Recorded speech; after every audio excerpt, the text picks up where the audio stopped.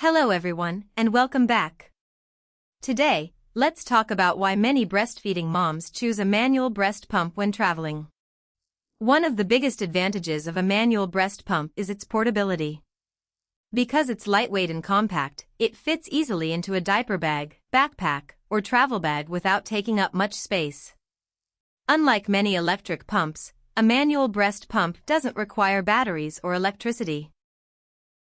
This makes it convenient for road trips, flights, family visits, or any time you're away from home. Before traveling, make sure your pump is clean and packed with any items you'll need, such as clean storage containers and extra supplies. Planning ahead can help make pumping while traveling more convenient. Every trip is different, so think about where you'll be and what you'll need before you leave. A little preparation can help make your breastfeeding routine easier wherever you go. Thank you for watching, and follow for more breastfeeding and breast pump tips.